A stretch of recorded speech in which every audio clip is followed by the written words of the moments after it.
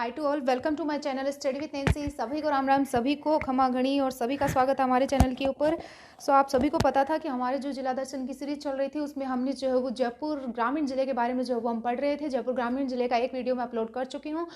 मैंने जो है वो कुछ उस जयपुर ग्रामीण से रिलेटेड कुछ फैक्ट्स जो थे उस वीडियो में बताए, तो आप वो जो है वो सबसे पहले पार्ट फर्स्ट देख लेना, फिर उसके बाद में ये देखना। यानी कि अब जो है वो हम जो है वो और जो जिला जयपुर ग्रामीण जिला जो आता है इसमें कौन कौन से फैक्ट्स बन जाते हैं उसके बारे में डिस्कस करेंगे कि क्या क्या चीज़ें जो है वो जयपुर ग्रामीण जिले में जो वो और आ जाती हैं। तो सबसे पहले मैं आपको बता दूं कि जो मेरा टेलीग्राम चैनल जो है वो आप ज़रूर ज्वाइन कर लेना, क्योंकि किसी भी प्रकार की कोई वैकेंसीज होती हैं उनका नोटिफिकेशन जो होता है जो होता है वो मैं टेलीग्राम चैनल के ऊपर प्रोवाइड करवाती हूँ। तो आप सबसे पहले जो है वो टेलीग्राम चैनल ज़रूर ज्वाइन कर लेना। नेक्स्ट हम बात करते हैं कि जयपुर ग्रामीण जिले के बारे में जो वो हम पढ़ते हैं कि क्या क्या चीज़ें जो है वो जयपुर ग्रामीण जिले में आ जाती है। तो सबसे पहले हम स्टार्ट करते हैं कि जयपुर ग्रामीण जिले में जो एक व्यक्ति विशेष का संबंध आ जाता है, या फिर हम जो संत संप्रदाय के रूप में पढ़ सकते हैं जिनका नाम आता है संत रजब जी। तो संत रजब जी का जो है वो किस प्रकार से जयपुर ग्रामीण के साथ में संबंध आता है, तो इनका जन्म कहाँ पे हुआ था? तो संत रजब जी का जन्म जो था वो सांगानेर में हुआ था। सांगानेर में इनका जन्म हुआ था। और मैंने आपको पहले बताया था कि सांगानेर कहाँ पे आता है, तो जयपुर ग्रामीण में आता है। ठीक है, जयपुर ग्रामीण जिला जो आता है इसमें सांगानेर तहसील आती है। तो सांगानेर में जो वो इनका जन्म हुआ था। और अगर हम इनके प्रमुख ग्रंथों के बारे में बात करें कि प्रमुख ग्रंथ कौन कौन से आ जाते हैं, तो इनके प्रमुख ग्रंथ जो आते हैं वो एक रजब वाणी इनका प्रमुख ग्रंथ माना जाता है, और एक जो आता है वो सर्वंगी जो आता है वो इनका प्रमुख ग्रंथ माना जाता है। इनके गुरु कौन आते हैं, तो इनके गुरु जो आते हैं वो दादू दयाल जी आते हैं। दादू दयाल जी जो आते हैं वो इनके गुरु आते हैं। नेक्स्ट अगर हम बात करें, ये है आजीवन दुल्हे के वेश में रहकर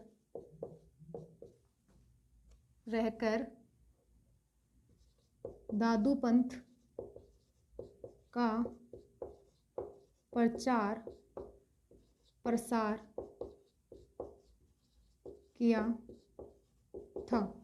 यानी कि मोस्टली अगर हम बात करें तो संत रजब जी जो आते हैं इनका जन्म सांगानेर में हुआ था, और संत रजब जी के प्रमुख ग्रंथ जो आते हैं वो रजब की वाणी यानी कि रजब वाणी और सर्वंगी जो आते हैं वो इनके प्रमुख ग्रंथ आते हैं। संत रजब जी जो आते हैं वो दादू दयाल जी के शिष्य आते हैं। दादू दयाल जी के संपर्क में आने के बाद में वो उनके शिष्य बने थे, और वो आजीवन दूल्हे के वेश में जो है वो घूम के जो है वो दादू पंथ के बारे में प्रचार प्रसार करने का कार्य जो था वो संत रजब जी के द्वारा किया गया था। नेक्स्ट अगर हम बात करें तो आजीवन दूल्हे के वेश में रहने वाले लोक देवता कौन आते हैं, तो वो इलो जी आते हैं। यानी कि हम एक फैक्ट्स के ऊपर और डिस्कस कर सकते हैं कि आजीवन दूल्हे के वेश में रहने वाले लोक देवता कौन आते हैं। ओके, आजीवन दूल्हे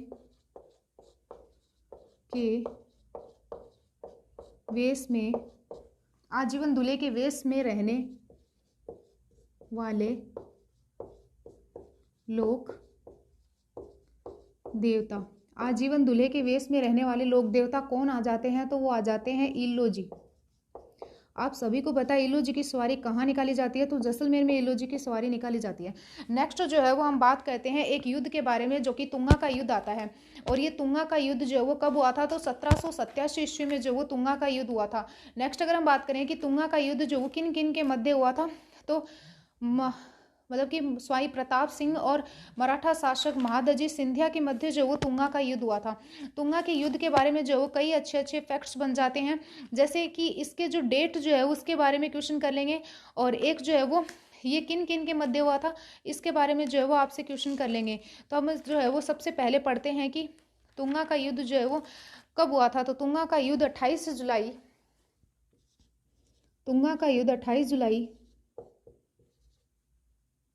1787 को जो वो तुंगा का युद्ध हुआ था।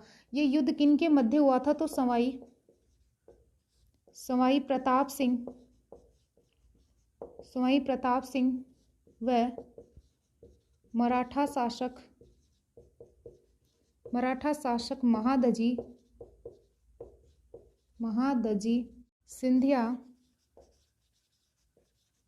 सिंधिया के मध्य युद्ध हुआ था और इस युद्ध में जो है वो महादजी सिंधिया हार जाते हैं। क्रॉस के मतलब से समझ लेना, मतलब क्रॉस से आप समझ लेना कि मराठा शासक महादजी सिंधिया हार जाते हैं, सिंधिया जो है वो हार जाते हैं और सवाई प्रताप सिंह जो आते हैं वो इस युद्ध में विजय हो जाते हैं, जीत जाते हैं।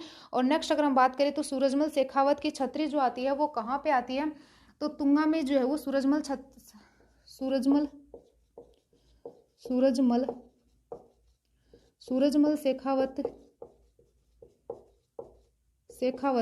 शेखावत की छतरी जो आ जाती है वो तुंगा में आती है। ठीक है, सूरजमल शेखावत की छतरी जो आती है वो तुंगा में आती है, लेकिन सूरजमल शेखावत की जन्मस्थली कौन सी आती है, तो इनकी जन्मस्थली जो आती है वो कौन सी आ जाती है, बिसाऊ। बिसाऊ जो आती है वो इनकी जन्मस्थली आती है और बिसाऊ जो आता है वो कहाँ आता है, तो बिसाऊ झुंझुनू में आता है। ठीक है, और अगर हम नेक्स्ट बात करें कि बिसाऊ के लिए क्या फैक्ट्स बन जाता है, तो यहाँ की मूक रामलीला प्रसिद्ध है। मूक रामलीला प्रसिद्ध है। मूक रामलीला कहाँ की प्रसिद्ध है, तो बिसाऊ की प्रसिद्ध है। यानी कि तुंगा का युद्ध कब हुआ था, तो तुंगा का युद्ध 28 जुलाई 1787 को तुंगा का युद्ध हुआ था। ये तुंगा का युद्ध सवाई प्रताप सिंह और मराठा शासक महादजी सिंधिया के मध्य हुआ था। इसमें महादजी सिंधिया जो वो हार जाते हैं और ये युद्ध सवाई प्रताप सिंह जीत जाते हैं। यहाँ पे सूरजमल शेखावत की छतरी आती है, लेकिन सूरजमल शेखावत की जन्मस्थली जो आती है वो बिसाऊ में आती है और बिसाऊ की जो है वो मूक रामलीला बहुत ज्यादा प्रसिद्ध है। मैंने आपको पहले बताया था कि बिसाऊ जो था ये कौन से जिले में आता है, तो ये झुंझुनू जिले में आता है। नेक्स्ट हम बात करते हैं सांगानेर के बारे में। तो सांगानेर के प्रिंट के बारे में जो वो आप सभी ने सुना है कि बहुत ज्यादा प्रसिद्ध है। सांगानेर प्रिंट बहुत ज्यादा प्रसिद्ध है। एक बगरू प्रिंट आता है उसके बारे में भी हम बात करेंगे। सांगानेर के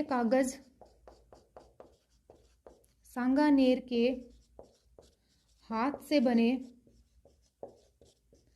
बने कागज व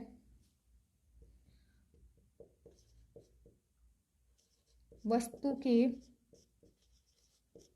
रंगाई छपाई प्रसिद्ध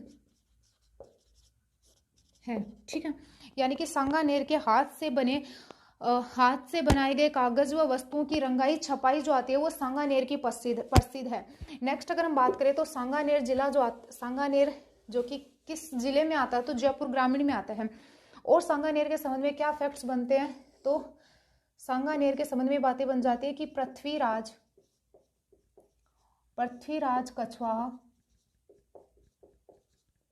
कछवा ने अपने पुत्र सांगा के नाम से सांगानेर बसाया था। और ये कब बसाया था, तो 16वीं शताब्दी में बसाया था। 16वीं शताब्दी में बसाया था। नेक्स्ट फैक्ट आ जाता है सांगानेर में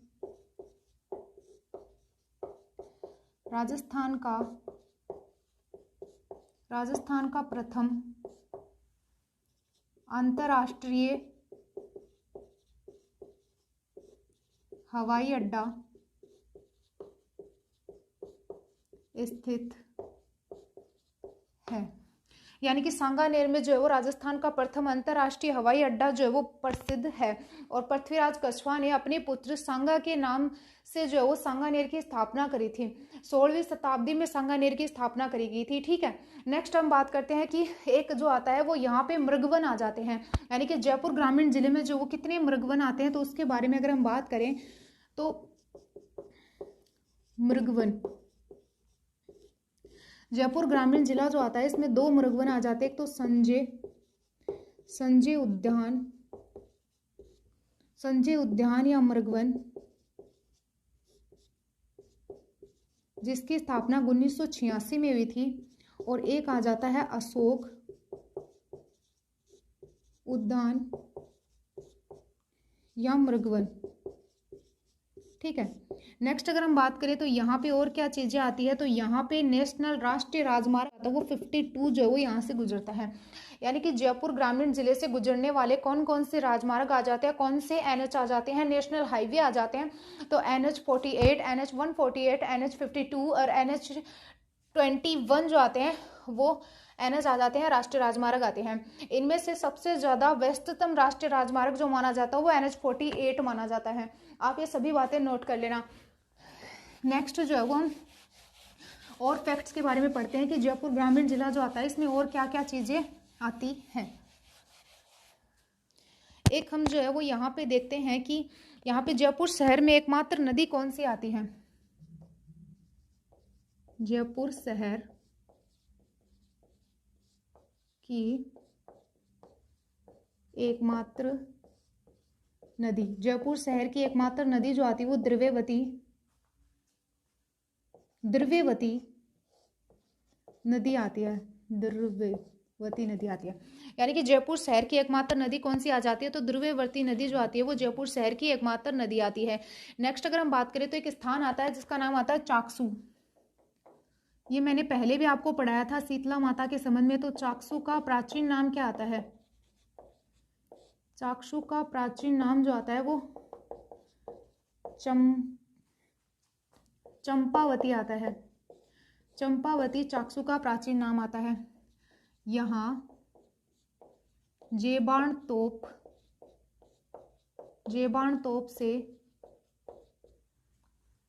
तोप से गोला गिरने के बाद यहाँ घोलेलाव तालाब बन गया। यानी कि जेबाण तोप के बारे में तो आप सभी को पता है कि जेबाण तोप के गोला आकर यहाँ पर गिरा था, जिसकी वजह से गोलेलाव तालाब जो था वो यहाँ पे बन गया था। और चाकसू जो आता है यहाँ पे शीतला माता का मंदिर आता है। इसके बारे में सभी सारे फैक्ट्स जो आते हैं इनके बारे में वो मैंने बता दिया। शीतला माता का मंदिर आता है। शीतला माता का मंदिर जो आता है वो किस डूंगरी के ऊपर आता है, तो सील डूंगरी के ऊपर जो है वो शीतला माता का मंदिर आता है। ठीक है। नेक्स्ट हम बात करते हैं कि यहाँ पे जो है वो एक किला आता है जिसका नाम चोमू का किला आता है। ठीक है। यानी कि एक फोर्ट आता है चोमू का किला। और मैंने आपको कल जो है वो बताया था कि चोमू में जो है वो राजस्थान की सबसे प्रथम यानी कि राजस्थान की प्रथम आंवला मंडी जो आती है वो चोमू में आती है। ठीक है। चोमू का किला जो आता है इसके उपनाम क्या क्या आ जाते हैं, तो चोमू के किले का उपनाम जो आता है वो एक तो जो है वो धारगढ़ धारगढ़ का जो है वो किला आता है। एक जो है वो इसको रघुनाथगढ़ का किला कहा जाता है। रघुनाथगढ़ का किला जो होता है वो चोमू के किले को कहा जाता है। इसका निर्माण किसके द्वारा करवाया गया था, चोमू के किले का निर्माण किसके द्वारा करवाया गया था, तो ठाकुर करण सिंह के द्वारा जो है वो चोमू के किले का निर्माण करवाया गया था। यानी कि चोमू के किले का निर्माण किसने करवाया था, तो ठाकुर करण सिंह ने करवाया था। और एक यहाँ पे जिस प्रकार सांगानेरी प्रिंट पाई जाती है उसी प्रकार यहाँ पे एक बगरू प्रिंट पाई जाती है, बगरू प्रिंट। और ये बगरू प्रिंट कहाँ पे पाई जाती है, तो ये बगरू जयपुर ग्रामीण में पाई जाती है।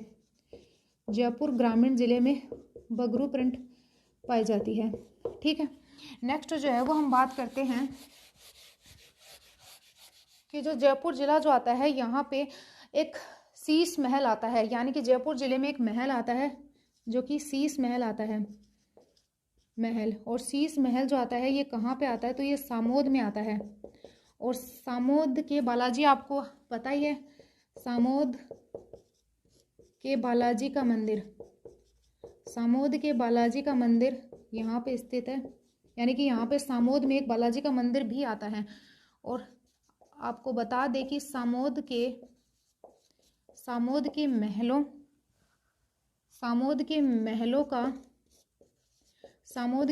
का निर्माण बिहारी दास कछुआ के द्वारा करवाया गया था। यानी कि जो शीश महल जो आते हैं यहाँ पर सामोद के महलों का निर्माण बिहारी दास कछुआ के द्वारा करवाया गया था। और अगर हम बात करें तो यहाँ पर एक माधव निवास महल आता है, और उस माधव निवास सामोद में बालाजी का सामोद का निर्माण जो वो बिहारी दास कछवा के द्वारा करवाया गया था। नेक्स्ट अगर हम बात करें तो यहाँ पे एक माधव निवास महल आता है, माधव निवास महल, और माधव निवास महल का निर्माण जो था वो स्वाई माधो सिंह फर्स्ट के द्वारा नहीं बल्कि सेकंड के द्वारा, क्योंकि फर्स्ट नहीं आएंगे यहाँ पे जो है वो माधो सिंह सेकंड आएंगे। तो ये आपको ध्यान में रखना है कि वहाँ पे जो है वो आपको माधो सिंह तो याद रह जाएंगे, लेकिन माधो सिंह फर्स्ट या माधो सिंह सेकंड इसके बारे में आपको चीज़ें याद नहीं होंगी और आप क्वेश्चन गलत कर दोगे। तो आपको याद रखना है कि माधो सिंह सेकंड के द्वारा जो है वो माधव निवास महल का निर्माण जो था वो माधो सिंह सेकंड के द्वारा माधव निवास महल का निर्माण किया गया था। और ये जो शीश महल जो आते हैं यहाँ पर शीश महल और भित्ति चित्रों के लिए भी प्रसिद्ध है, यानी कि ये जो शीश महल जो आते हैं जयपुर ग्रामीण में ये है भित्ति चित्रों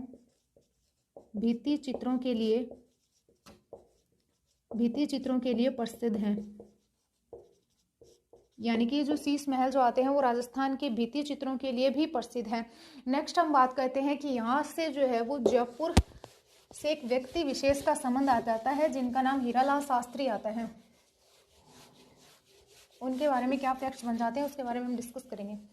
एक जो है वो आप देख लेना कि एक साल्ट म्यूजियम आता है, जो कि कहाँ पे आता है, तो ये साल्ट म्यूजियम जो आता है, साल्ट का मतलब क्या होता है, नमक होता है। तो साल्ट म्यूजियम कहाँ आएगा, तो साल्ट म्यूजियम जो है वो सांभर में आएगा। तो आप ये ध्यान में रखना कि साल्ट म्यूजियम कहाँ पे आएगा, तो सांभर में जो वो साल्ट म्यूजियम आएगा। और सांभर झील के बारे में जो वो पूरी डिटेल्स मैंने कल आपको जो है वो पढ़ा दी थी, तो कल वाला जो वीडियो जो था वो आप ज़रूर देख लेना।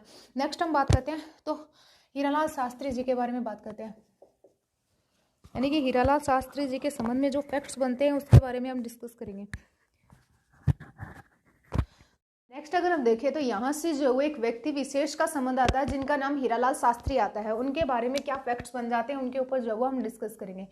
तो सबसे पहले हम देखते हैं कि एक व्यक्ति विशेष का संबंध यहाँ से आता है, उनका नाम हीरालाल शास्त्री आता है।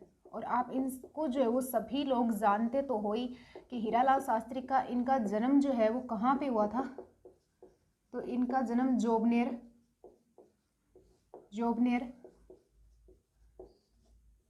जयपुर ग्रामीण में इनका जन्म हुआ था। ठीक है, तो जोबनेर जयपुर ग्रामीण में 1899 ईस्वी में इनका जन्म हुआ था। इसी कारण जो है वो हीरालाल शास्त्री की जो जन्मस्थली जो आती है वो जयपुर ग्रामीण आती है। ठीक है, और जयपुर ग्रामीण में भी कहाँ पे इनका जन्म हुआ था, तो जोबनेर में हुआ था। जोबनेर की फूल पत्तियों की साड़ियाँ जो है वो बहुत ज़्यादा प्रसिद्ध है। ठीक है, जोबनेर में जो है वो ज्वाला माता का मंदिर भी आ जाता है। ज्वाला माता जो आती है वो खंगरोत राजपूतों की कुलदेवी आती है। वही ढुढाड़ वंश के जो है वो कुलदेवी कौन आती है, तो वो जुमवाई माता आती है, यानी कि जुमवाई माता जो आती है वो ढुढाड़ वंश की कुलदेवी आती है। अगर हम और कुछ फैक्ट्स के बारे में बात करेंगे, हम थोड़ी डिटेल से पढ़ते हैं। यानी कि आप सभी को पता है कि मैं जिला दर्शन तो करवा रही हूँ, लेकिन इसके साथ में किसी भी प्रकार की कोई व्यक्ति विशेष या किसी प्रकार की कोई चीज़ जो आती है उसके बारे में किसी प्रकार का कोई टॉपिक आता है उसके बारे में मैं डिटेल से जो है वो कॉन्सेप्ट के साथ में आपको पढ़ाती हूँ।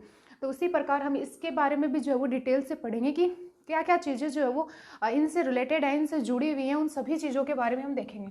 तो सबसे पहले हम स्टार्ट करते हैं, तो इनका एक गीत आता है, इनके द्वारा एक गीत गाया गया था, उसका नाम आता है प्रलय प्रतीक्षा नमो नमः। प्रलय प्रतीक्षा नमो नमः जो है वो इनका गीत आता है। और इनकी जो है वो एक रचना आती है या इनका जो है वो एक ग्रंथ आता है जिसका नाम आता है प्रत्यक्ष जीवन शास्त्र जो आता है वो इनका एक ग्रंथ आता है। ठीक है, नेक्स्ट अगर हम बात करें तो ये है राजस्थान एकीकरण के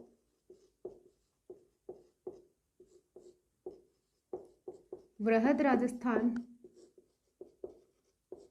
राजस्थान के, और इस वृहद राजस्थान को जो है वो ग्रेटर राजस्थान भी कहा जाता है, क्योंकि कई बार कंपटीशन एग्जाम में जो है वो सीधा वृहद राजस्थान नहीं देकर आपको जो वो ग्रेटर राजस्थान दे देंगे, जिसकी वजह से आप फंस जाओगे वहाँ पे। इसलिए आपको ये ध्यान में रखना है कि वृहद राजस्थान को ग्रेटर राजस्थान के नाम से भी जाना जाता है। और ये वृहद राजस्थान के सीएम रहे थे। ठीक है। और वृहद राजस्थान का एकीकरण कब किया गया था? तो 30 मार्च 1949 में किया गया था, ठीक है। अब फिर अगर हम बात करें तो इनके द्वारा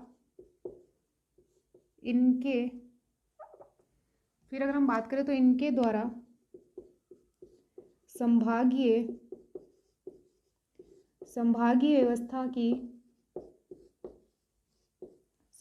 व्यवस्था की शुरुआत जो है वो हीरालाल शास्त्री के द्वारा की गई थी। कब की गई थी? तो 1949 में संभागीय व्यवस्था की शुरुआत करी थी। यानी कि संभागीय व्यवस्था जो थी उसको बैन कर दिया था मोहनलाल सुखाड़िया के द्वारा, है ना। और फिर जो है वो हीरालाल शास्त्री जी के द्वारा 1949 में संभागीय व्यवस्था को शुरू कर दिया था। अब राजस्थान में कुल कितने संभाग आते हैं? तो 10 संभाग आते हैं। नए कौन कौन से संभाग बने हैं? तो पाली संभाग बना है, बांसवाड़ा संभाग बना है और सीकर संभाग बना है, ठीक है। ये आपको जो है वो ध्यान में रखना है। नेक्स्ट अगर हम बात करें तो जयपुर प्रजामंडल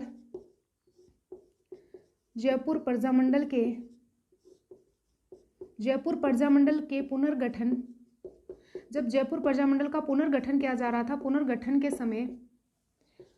जयपुर प्रजामंडल के पुनर्गठन के समय अध्यक्ष इन्हीं को बनाया गया था। जयपुर प्रजामंडल के पुनर्गठन के समय अध्यक्ष बने थे। यानी कि हीरालाल शास्त्री जो आते हैं वो जयपुर प्रजामंडल का जब पुनर्गठन किया जा रहा था तब अध्यक्ष जो था वो इनको बनाया गया था। इनके संबंध में जो वो एक फैक्ट यह आता है कि इनके द्वारा जो वो जीवन कुटीर संस्था की स्थापना 1929 में की गई थी। यानी कि इनके द्वारा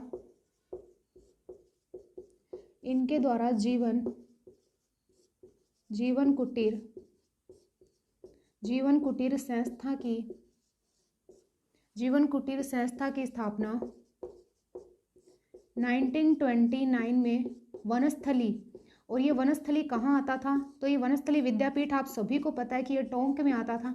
तो वनस्थली विद्यापीठ की स्थापना की गई थी। हीरालाल शास्त्री जी जो आते हैं उनकी पत्नी का नाम रत्ना शास्त्री आता है।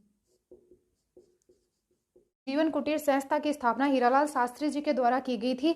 इनकी पत्नी का नाम जो वो रत्ना शास्त्री आता है। जयपुर प्रजामंडल के पुनर्गठन के समय जो इनको अध्यक्ष बनाया गया था। इनका जन्म 1899 में जोबनेर जयपुर में हुआ था। ये सभी फैक्ट्स जो है वो आपको ध्यान में रखने हैं। और नेक्स्ट अगर हम बात करें तो एक हम बात कर सकते हैं कि यहाँ पे जो है वो अभ्यारण्य कौन सा आता है।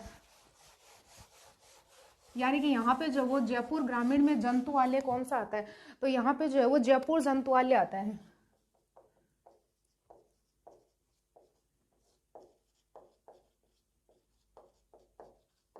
जयपुर जंतुआलय जो आता है वो जयपुर ग्रामीण में आता है। जैसे मैंने आपको मृगवन के बारे में बताया था वैसे जो है जंतुआलय आता है और इसकी स्थापना 1876 में करी गई थी। यानी कि इस जयपुर जंतुआलय की स्थापना कब करी गई थी?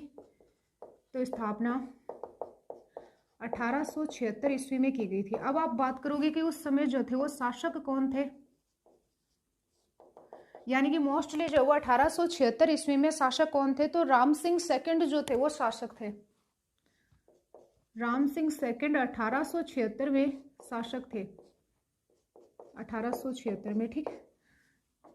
ये है राजस्थान का सबसे बड़ा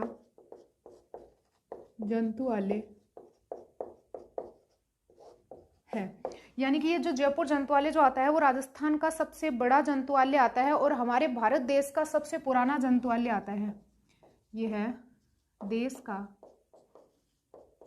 सबसे पुराना जंतुआलय है। यानी कि भारत देश का सबसे पुराना जंतुआलय आता है और यहाँ ये जो वो किस वजह से प्रसिद्ध है? तो मगरमच्छों के प्रजनन के लिए प्रसिद्ध है। ये है मगरमच्छ के प्रजनन के लिए प्रसिद्ध है। यानी कि जयपुर जंतुआलय जो आता है वो किसके लिए प्रसिद्ध है? तो ये मगरमच्छों के प्रजनन के लिए प्रसिद्ध है। नेक्स्ट अगर हम बात करें तो यहाँ पे जो है वो शिकार निषेध क्षेत्र भी आता है। यानी कि जयपुर ग्रामीण में शिकार निषेध क्षेत्र कौन कौन से आ जाते हैं? तो एक जो आता है वो संथार आता है और एक आता है महला। ये जो आते हैं वो शिकार निषेध क्षेत्र आते हैं। तो आपको ये भी ध्यान में रखने हैं क्योंकि इसके संबंध में जो वो क्वेश्चन बनते हैं। नेक्स्ट मैंने आपको पहले बताया था कि ढूढ़ाड़ शासकों की कुलदेवी कौन आती है? तो ढूढ़ाड़ शासकों की कुलदेवी। ढूढ़ाड़ शासकों की कुलदेवी कौन आती है? तो जमुआई माता।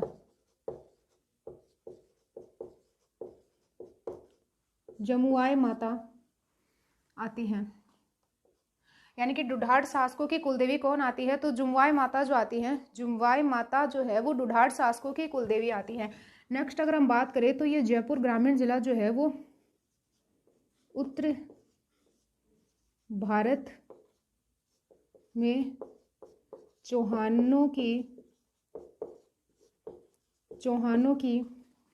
प्रथम राजधानी कौन सी थी? तो उत्तर भारत में चौहानों की प्रथम राजधानी कौन थी? तो सांबर थी। ठीक है, यानी उत्तर भारत के चौहानों की प्रथम राजधानी कौन सी थी? तो सांबर थी। सांबर झील का निर्माण किसके द्वारा करवाया गया था? तो वासुदेव चौहान के द्वारा सांबर झील का निर्माण करवाया गया था। नेक्स्ट अगर हम बात करें तो सांबर मतलब साल्ट म्यूजियम कहाँ पे आता है? तो साल्ट म्यूजियम ये कहाँ पे आता है? तो साल्ट यानी कि नमक आता है, और ये साल्ट म्यूजियम जो आता है वो सांभर में आता है। ठीक है, और अगर हम बात करें तो जयपुर ग्रामीण राजस्थान राज्य के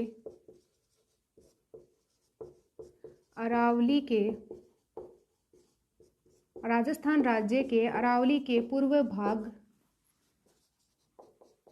में स्थित राजस्थान की राजधानी है। यानी कि इस जयपुर के संबंध में यही फैक्ट्स आ जाते हैं कि ये जो है वो राजस्थान राज्य के अरावली के पूर्व भाग में स्थित है, ये आप सभी को पता है। तो ये जो राजस्थान की राजधानी के संबंध में आती है। और अगर आपने देखा होगा तो अगर इसकी आकृति के बारे में बात करें तो इसकी आकृति कैसी आती है? तो इसकी आकृति जो आती है वो चतुर्भुजाकार आती है, इसे कहा जाता है।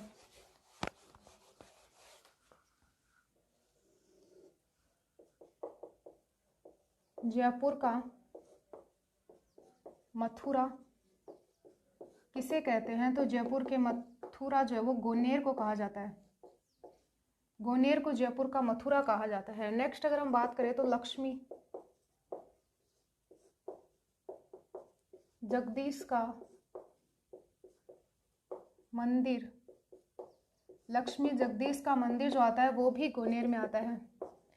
राजस्थान की टिंडा मंडी कहाँ पे आती है? तो राजस्थान की टिंडा मंडी जो आती है वो शाहपुरा में आती है। नेक्स्ट अगर हम बात करें तो मीणा बावड़ी कहाँ पे आ जाती है? और पन्ना बावड़ी, और एक जो है वो फैक्ट्स बन जाएगा चौंप गांव के संबंध में। ये दोनों जो आती हैं वो जयपुर ग्रामीण में आती हैं। यानी कि पन्ना बावड़ी और मीणा बावड़ी, और जो ये बावड़ी जो आती है वो कहाँ पे आ जाती है? तो ये जयपुर ग्रामीण में आती है। नेक्स्ट अगर हम बात करें तो यहाँ पे एक गांव आता है जिसका नाम चौप गांव आता है।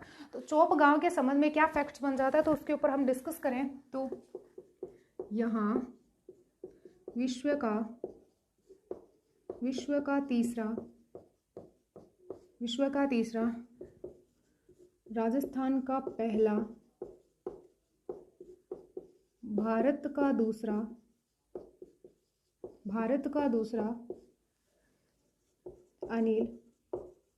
अनिल अग्रवाल क्रिकेट स्टेडियम बनाया गया है। यानी कि ये जो चौप गांव जो आता है, ये चौप गांव कहाँ आता है? तो ये चौप गांव चोमू में आता है, और यहाँ पर विश्व का तीसरा और राजस्थान का पहला और हमारे भारत देश का दूसरा जो वो क्रिकेट स्टेडियम जो है वो यहाँ पे बनाया गया है। क्रिकेट स्टेडियम बनाया गया है जिसका नाम अनिल अग्रवाल क्रिकेट स्टेडियम आता है। ये क्रिकेट स्टेडियम यहाँ पे बनाया गया है। एक जो है वो हम बात करते हैं कि एक स्थान आता है, गधों का मेला कहाँ पे लगता है? इसके संबंध में भी आपसे क्वेश्चन कर लेंगे। तो गधों का मेला, तो पहले आपको बता दें कि गधों का मेला जो होता है वो राजस्थान का सबसे बड़ा गधों का मेला लुणियावास गधों का मेला लुणियावास जयपुर ग्रामीण में जो है वो गधों का मेला लगता है। और ये भी कहाँ लगता है, तो सांगानेर पंचायत सांगानेर पंचायत समिति के लुणियावास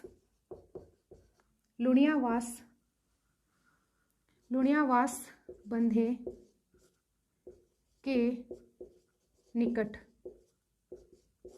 यानी कि जो गधों का मेला जो आता है वो राजस्थान का सबसे बड़ा गधों का मेला होता है और ये लुणियावास में भावगढ़ बंधे के निकट जो है ये मेला लगता है। यानी कि लुणियावास में भी जो है वो भावगढ़ बंधे के किनारे यह मेला लगता है। यह मेला जो है वो 400 वर्षों से लगता आ रहा है। ये मेला कब भरता है या ये मेला कब लगता है, तो ये मेला दशहरे पर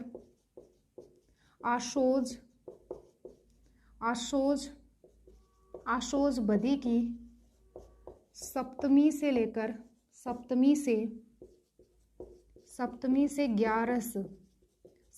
11 तक इस मेले का आयोजन किया जाता है। यानी कि अगर ये बात करें कि मेला कब भरता है, तो ये मेला दशहरे पे आशोज बदी सप्तमी से 11 तक इस मेले का आयोजन किया जाता है। नेक्स्ट अगर हम कुछ और फैक्ट्स के बारे में बात करें तो एक जो है वो आप देख लो कि हाड़ौती का गधों का मेला कहाँ पे बढ़ता है। हाड़ौती का गधों का मेला। नेक्स्ट अगर हम बात करें तो ये जो सीमन बैंक जो आता है वो राजस्थान कोऑपरेटिव डेयरी फेडरेशन के द्वारा सीमन बैंक की स्थापना करी गई थी। यानी कि राजस्थान कोऑपरेटिव डेयरी फेडरेशन के द्वारा जो वो सीमन बैंक की स्थापना की गई थी। यानी कि हम बात कर रहे थे कि सीमन बैंक की स्थापना जो वो बस्सी जयपुर ग्रामीण में आता है सीमन बैंक, और इसकी स्थापना राजस्थान कोऑपरेटिव डेयरी फेडरेशन के द्वारा की गई थी। सीमन बैंक का कार्य क्या होता है, तो इसके द्वारा जो हमारी गाय और भैंसें जो आती हैं उनके वंश के नस्ल के सुधारने के लिए जो है वो इसकी शुरुआत की गई थी। नेक्स्ट फिर हम बात करते हैं कि जयपुर की जानकारी हमें जो वो किससे मिलती है, यानी कि किस शिलालेख से जो है वो हमें जयपुर की जानकारी मिलती है।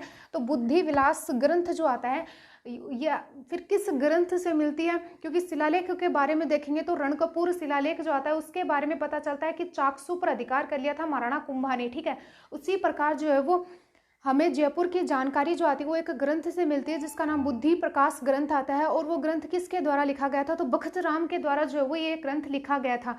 और नेक्स्ट हमने जो है वो टिंडा मंडी के बारे में बात करी थी जो कि शाहपुरा में आती है।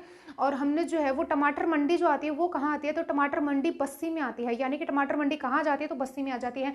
एक आता है कि रणकपुर शिलालेख जो कि विक्रमी संवत 1496 का आता है। इसमें महाराणा कुंभा ने चाकसू पे अधिकार कर लिया था। इस बात की जानकारी जो होती है वो हमें रणकपुर शिलालेख से मिलती है। एक स्थान आता है जयपुर ग्रामीण में दुर्गापुरा जो आता है यहाँ पर राजस्थान कृषि अनुसंधान केंद्र जो आता है वो दुर्गापुरा में आता है। यानी कि राजस्थान कृषि अनुसंधान केंद्र जो आता है वो दुर्गापुरा में आता है। और सीतापुरा जो आता है यहाँ पे सूचना पार्क यहाँ पे आ जाता है। निर्यात संवर्धन पार्क यानी कि राजस्थान का प्रथम निर्यात संवर्धन पार्क जो आता है वो सीतापुरा में आ जाता है। और दूसरा जो निर्यात संवर्धन पार्क जो आता है वो जोधपुर में आ जाता है। और इसके साथ में तीसरा निर्यात संवर्धन पार्क जो आता है उसके बारे में भी मैंने आपको बताया है, वीडियो में देख लेना। नेक्स्ट हम बात करें तो सी डोस नामक केंद्र जो आता है वो भी कहाँ आता है, तो सीतापुर में आता है। इस बात की जानकारी भी जो वो मैंने आपको दी है।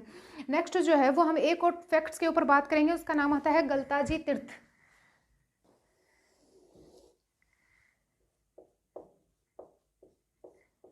गलताजी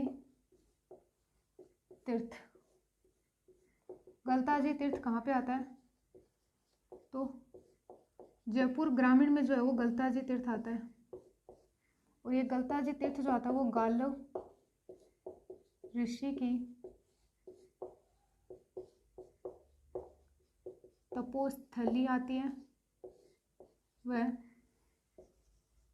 कृष्ण दास प्यारी की जो राम स्नेही यानी कि कृष्णदास प्यारी जो आते हैं, कृष्णदास प्यारी बाबा, कृष्णदास प्यारी बाबा जो राम स्नेही संप्रदाय यानी कि कृष्णदास प्यारी बाबा जो आते हैं वो राम स्नेही संप्रदाय से संबंधित है और इनकी गुफा जो आती है वो भी गलता जी में आती है।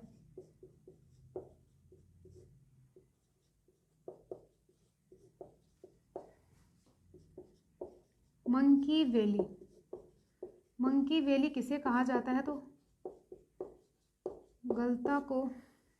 गलता तीर्थ स्थल जो आता है इसको मंकी वैली के नाम से जाना जाता है। एक जो है वो यहाँ पे जगत शिरोमणि का मंदिर, जगत शिरोमणि का मंदिर जो आता है ये भी जयपुर ग्रामीण में आता है। इसका निर्माण के बारे में आपसे पूछा जाता है कि महाराजा मानसिंह की पत्नी कनकावती ने अपने पुत्र जगत सिंह की याद में मंदिर का निर्माण करवाया। यहाँ मानसिंह ने चित्तौड़ की भगवान कृष्ण की प्रतिमा यानी कि जामडौली जो आता है यहाँ पर राजस्थान के पहले sign language interpreter training centre की स्थापना की गई है। बाबा आमटे दिव्यांग विश्वविद्यालय जो है वो यहाँ पे आ जाता है। एक ज्वाला माता का मंदिर आता है जो कि खंगरात राजपूतों की कुलदेवी आती है। लाल बेग के द्वारा जो है वो ज्वाला माता के मंदिर में आक्रमण किया गया था।